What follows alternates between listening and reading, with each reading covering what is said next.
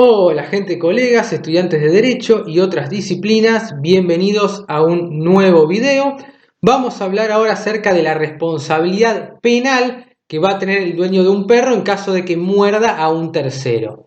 Así que atento con esto, vamos a ver un caso puntual diferente a lo ocurrido, al famoso ocurrió la semana pasada, porque en ese caso se trató de lesiones culposas. Ahora veremos un caso donde habría homicidio culposo. Pero podría aplicarse lo mismo, aunque obviamente la carátula sería distinta porque el tipo penal va a ser diferente, va a ser homicidio en vez de lesiones. Pero básicamente se aplicarían los mismos estándares. Bueno, esto se trata de un hecho que ocurrió en la ciudad de Cinco Saltos el 22 de noviembre de 2007 en circunstancias en que Juan Esteban Barrera, de 71 años, circulaba en su bicicleta por la calle Estrada y al llegar a la altura 381, un perro, raza pastor, inglés de grandes dimensiones, salió de la vivienda del prevenido Nicolás Corrés, cita en el lugar, antes identificado, y se abalanzó sobre Barrera con intenciones de morderlo. Quien lo esquivó perdió el equilibrio y se cayó de la bicicleta golpeando su cabeza contra el asfalto, producto de lo cual debió ser intervenido quirúrgicamente por presentar un daño neurológico o coágulo cerebral, probablemente de origen postraumático, según la pericia médica que obró, ¿no? En este caso, falleciendo a raíz del golpe el 24 de noviembre de 2007. Entonces, en este caso, si hubiese sido el obrar de un humano, podríamos hablar de un homicidio preterintencional, porque golpeó su cabeza contra el asfalto y terminó muriendo. Pero no estaríamos frente a un caso de homicidio preterintencional, porque quien habría sido el actor en este caso sería el perro. Ahora, siempre vimos que se castiga a la persona por los hechos. Ahora, ¿cómo puede ser que se castigue al perro? Bueno, es algo que se está planteando no hace tanto tiempo y ahora podemos hablar de responsabilidad penal. Obviamente vamos a hablar de aquellos delitos que admitan la forma culposa, porque para que haya dolo tiene que haber conocimiento e intención. Habría que probar que la persona tuvo la intención de soltar al perro a propósito para que cometiera ese acto. Pero bueno, hoy no se admite la posibilidad del dolo, pero sí que responda en forma culposa el dueño. Entonces, imputarlo por lesiones culposas o en este caso por homicidio culposo en los términos del artículo 84. Recordemos que el homicidio culposo tiene una pena de 6 meses a 5 años de prisión. Por lo tanto, puede ser excarcelable, como no. Entonces, lo que se le achacó al imputado fue un obrar negligente a no observar las normas reglamentarias del debido cuidado, tratándose de un animal peligroso, toda vez que esto fue la causa que motivó la salida del mismo de la vivienda, cuando Corrés abrió el portón sin tomar los recaudos necesarios para evitar el escape. Entonces, lo que se le imputa aquí es la negligencia, hacer de menos. ¿Por qué? Porque no hizo lo que tenía que hacer para evitar esa conducta o esa acción dañosa. Por supuesto, el perro no puede responder porque no es sujeto de derecho a la hora de poder castigarlo, ¿no? Por la conducta. Obviamente, hoy sí es considerado sujeto de derecho a la luz de determinados derechos que tiene, como su integridad física, su libertad, su derecho a la vida, entre otros. Pero no va a poder ser acusado, llevado a un tribunal el perro, pero sí lo va a poder ser el dueño. En este caso porque, como aquí dice, no tomó los recaudos necesarios para evitar el escape. Entonces no dejó la puerta cerrada o no dejó algunos elementos contundentes para evitar que el perro saliera. Concretamente, la imputación que se hizo contra el señor Corrés fue la de homicidio culposo en los términos del artículo 84, de acuerdo al requerimiento de elevación a juicio por una falta de cuidado en el accionar de su animal. Entonces no tomó las precauciones o no obró de buena fe, si se quiere, con la diligencia debida o esperada, o con el cuidado y previsión como para evitar un daño. En este punto es de hablar claro que la causa, el señor agente fiscal estimó que la culpabilidad adecuada a semejante imprudencia meritaba una pena privativa de la libertad sobre la persona imputada. Por tal consideración, seguramente tuvo muy en cuenta el principio de culpabilidad, que excluye la legitimidad de toda pena que no tenga por presupuesto la culpabilidad del autor y que exceda la gravedad equivalente a la misma, aquel principio que evita vulnerar la dignidad de la persona. Básicamente lo que se reprocha aquí es en el punto de la culpabilidad. Entonces, ¿Se le puede reprochar la conducta? Sí, porque no obró de la manera que tendría que haberlo hecho, no tomó las precauciones o no adoptó las medidas necesarias para evitar un daño. Él, como responsable del perro y sabiendo que tiene un perro que es una persona humana peligrosa o riesgosa porque puede potencialmente causar un daño a un tercero, no hizo lo que tenía que hacer. Por lo tanto, se lo imputa por el artículo 84 y en este caso se pide una pena privativa de la libertad. La esencia de la culpabilidad no reside en el carácter del autor ni en la conducta de su vida, sino en la posibilidad de haber actuado de otra manera. Esto es culpabilidad como presupuesto de pena. Son delitos culposos los que se relacionan con el deber de cuidado y con la exigencia de un resultado. Entonces aquí se exige un resultado y se establece un deber de cuidado. Por eso hablamos de delito culposo.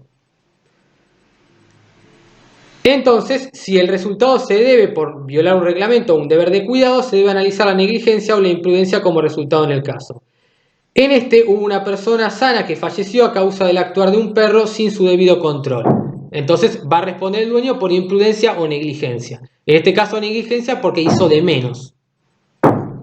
También es necesario remarcar que hablamos de culpabilidad cuando con fundamento la determinación cuantitativa de la pena, por ende la gravedad de la pena debe ser equivalente a su culpabilidad, las necesidades de prevención, tanto general como especial, no pueden justificar una pena que supere la gravedad a la de la culpabilidad, teniendo presente sobre quienes recae la pena y que en estos casos las penas privativas de la libertad van a importar una lesión de mayor observancia de todos los principios y garantías constitucionales, sobre todo porque en estos tipos delictuales carecen de elementos de tipo doloso.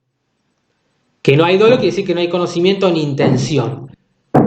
Habría que probarlo eso, pero se entiende que no, que hay un obrar culposo por parte del dueño. Como se vislumbra, queda claro aquí, las formas de quedar inmerso en la figura del homicidio culposo es la comisión del delito por imprudencia, negligencia, impericia en un arte o profesión y violación de los reglamentos o ordenanzas a su cargo. Por esto es que el autor debe estar colocado en una situación especial frente al bien jurídico tutelado, posición que es conocida como posición de garante. Entonces esto se vincula con la posición de garante y por supuesto la teoría de la imputación objetiva que vimos en otro video que ahora veremos más adelante. Entonces, ¿por qué va a responder? Tenemos la teoría de la imputación objetiva y esto que se llama posición de garante. ¿Qué es lo que se espera de esta persona? Esta persona tiene que tener un rol activo, un rol de prevención. Y como el perro no puede discernir y no tiene capacidad para distinguir entre lo que está bien y lo que está mal, lo que corresponde y lo que no, es el dueño el que tiene que colocarse en esa posición, lo que se llama posición de garante. Entonces, hay una diferencia entre la culpa civil y la penal, entonces esto para tener en cuenta. Después Borda hace una clara distinción entre delitos y cuasidelitos. Los delitos son los hechos ilícitos realizados con la intención de cometer el daño y sus elementos configurantes son la transgresión a la ley, el daño a tercero, la relación de causalidad entre el hecho y el daño y la consecuente intención de causarlo. Los cuasidelitos tradicionalmente son todos los hechos por cuyas consecuencias dañosas se va a responder y que no son delitos, es decir, que han sido hechos sin intención de infligir el daño. Entonces en el cuasidelito no hay intención de dañar, mientras que en el delito sí. Esa es la diferencia principal. Se comprende así dentro del concepto de cuasidelitos a la responsabilidad por el hecho propio, a la responsabilidad por el hecho ajeno, en este caso hablamos de un hecho ajeno al dueño, pero tiene que responder por la conducta o la acción de su animal, y a la responsabilidad por daños ocasionados por las cosas o animales, que sería este tercer supuesto. 1759 en el caso del Código Civil y Comercial, actual 1759, antiguo 1124 del Código de Vélez. El límite, que es infranqueable que la subjetividad de la culpa viene del cuidado que debió haber previsto el individuo. Esto viene de la reforma del artículo 1113, la ley 17711, que como vimos en el video anterior, introdujo lo que es la responsabilidad objetiva del dueño guardián por el riesgo o vicio de la cosa o por actividades peligrosas o riesgosas. En este caso, de la persona humana, de la persona no humana que tiene a su cargo, que sería el perro en este caso. Se agregó la referencia a la responsabilidad objetiva. Nunca puede haber responsabilidad objetiva en materia penal, ni de los hechos culposos se puede desprender responsabilidad objetiva. Entonces, para el derecho penal la responsabilidad va a ser siempre subjetiva. No va a haber responsabilidad objetiva como en el derecho civil. Esto es muy importante. Durante siglos la responsabilidad por el hecho de las cosas tuvo como paradigma los daños causados por animales, panorama para brindar el fundamento de la responsabilidad por estos, un daño tanto controvertido. Entonces, antes decía Lafaille, la responsabilidad se genera en la idea de culpabilidad probada o presumida en la conducta del dueño o guardián del animal que ha causado el daño. En igual sentido, el maestro civilista Jean Villa sostuvo que el dueño o guardián estaría sometido a la obligación legal de custodiar o guardar el animal y que su violación constituiría una culpa, la culpa en la guarda evidenciada por la sola existencia del daño. Entonces, antes, tanto Jean Villa como Lafaille hablaban de responsabilidad subjetiva, esto hoy se zanjó y en derecho civil hablamos de responsabilidad objetiva. Pero en derecho penal siempre hablamos de responsabilidad subjetiva porque no puede haber responsabilidad objetiva ni siquiera en los hechos culposos. Entonces la responsabilidad va a ser subjetiva por culpa, por negligencia del dueño o guardián. Pasando a la faz penal del delito culposo venido por el hecho de un animal y que con su participación provoca el resultado de muerte, tal como se discutió en este caso, hay que analizar algunas cuestiones.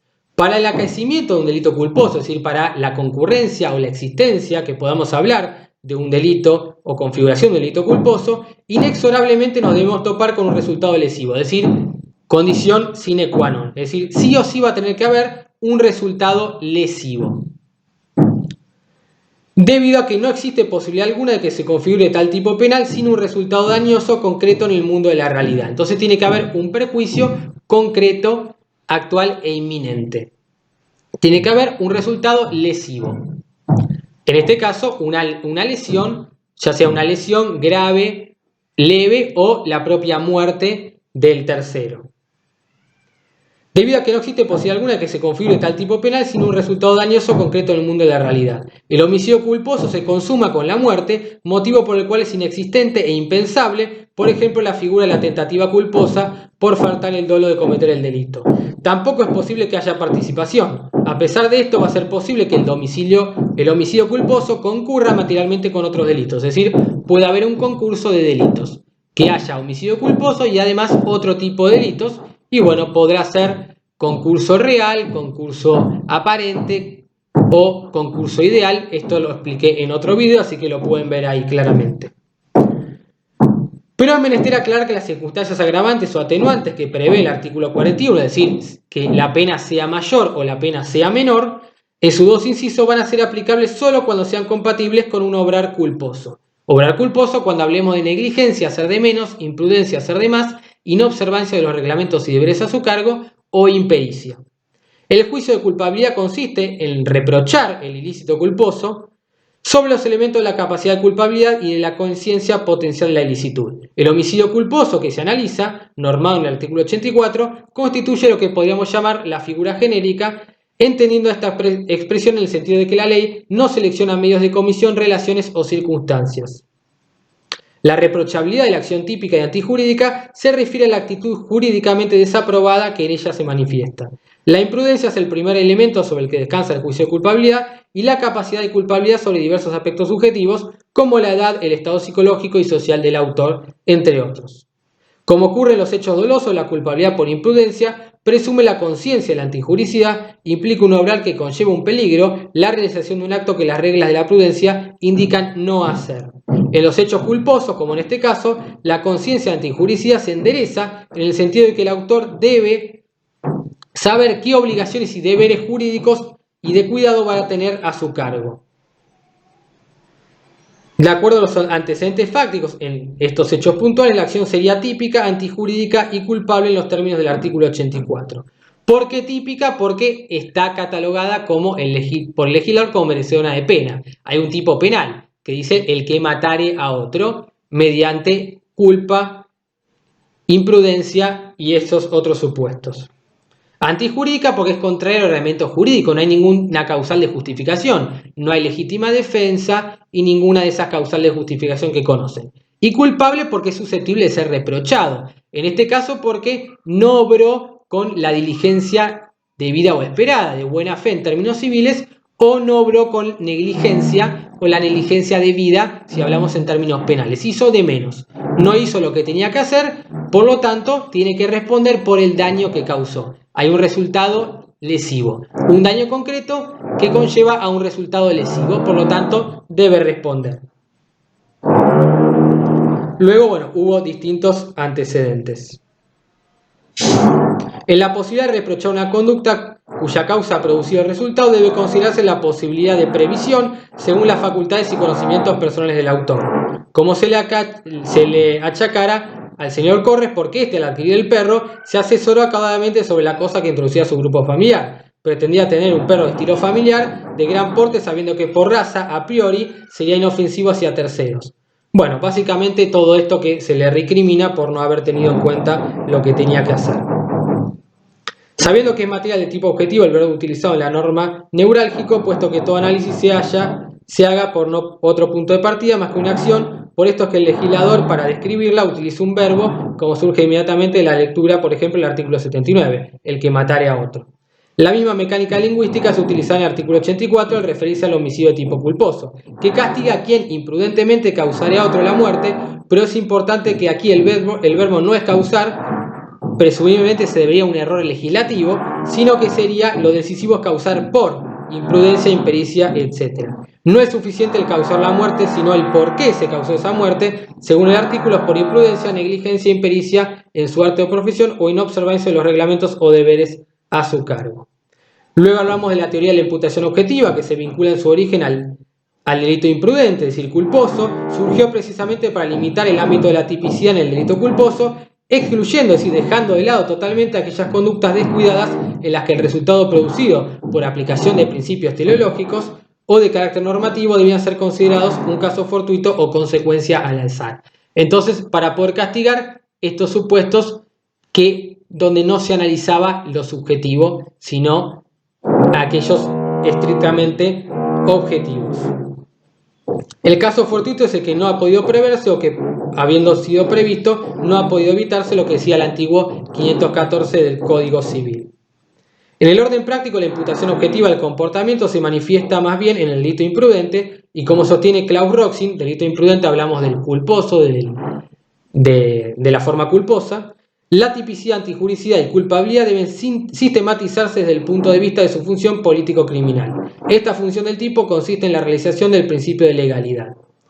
Para este autor va a ser necesario, va a ser imprescindible que para que exista imputación objetiva se verifiquen tres requisitos o recaudos. Primero, que la acción del sujeto haya creado un riesgo o peligro, claramente. No cerrar el portón genera un riesgo o un peligro. Que ese riesgo sea jurídicamente desaprobado, también, claramente, y que se haya concretado en un resultado típico, la muerte. Siempre se debe tener presente que el derecho debe limitarse a la protección de los bienes jurídicos. Entonces, cada accionar o cada delito va justamente, cada tipo penal, mejor dicho, va a proteger un bien jurídico distinto. En este caso, la vida. Entonces, se violó el deber a preservar la vida, entonces se concretó un resultado típico que fue la muerte. Hay una acción del sujeto que creó un riesgo o peligro, ya de por sí por tener un animal hay un riesgo o un peligro que se crea exponencialmente, y ese riesgo es jurídicamente desaprobado, es decir, es antijurídico, no está tolerado por el ordenamiento jurídico.